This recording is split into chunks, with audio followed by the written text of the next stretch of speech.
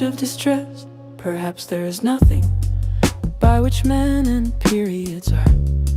so much separated from one another as by the different degrees of knowledge of distress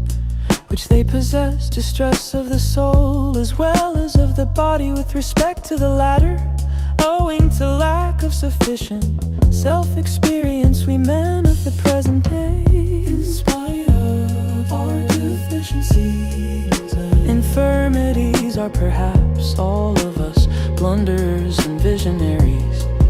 in comparison with the men of the age of fear, the longest of all ages, when the individual had to protect himself against violence, and for that purpose had to be a man of violence himself. At that time a man went through a long schooling of corporeal tortures and privations, and found even in a certain kind of cruelty toward himself, in a voluntary use of pain, a necessary means for his preservation. At that time a person trained his environment to the endurance of pain. At that time a person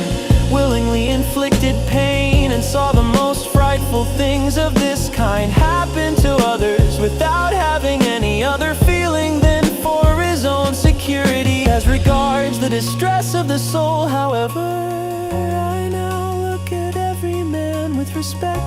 to whether he knows it by experience or by description, whether he still regards it as necessary to simulate this knowledge, perhaps as an indication of more refined culture, or whether at the bottom of his heart he does not at all believe in great sorrows of soul, and at the naming of them has in his mind a similar experience as at the naming of great corporeal sufferings, such as toothaches and stomach aches. It is thus, however, that it seems to be with most people at present, owing to the universal inexperience of both kinds of pain, and the comparative rarity of the spectacle of a sufferer.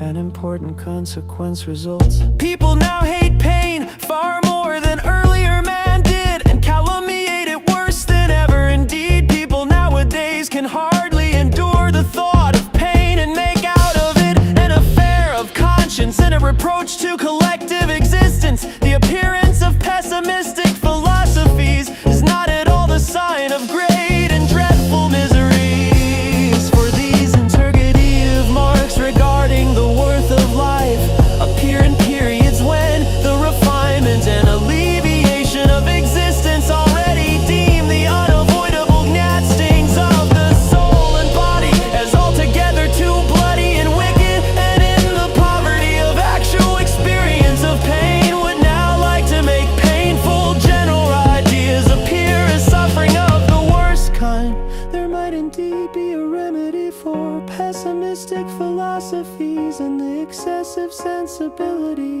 which seems to me the real distress of the present,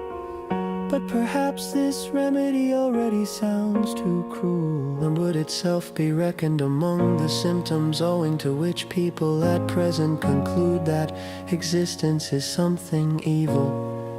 Well,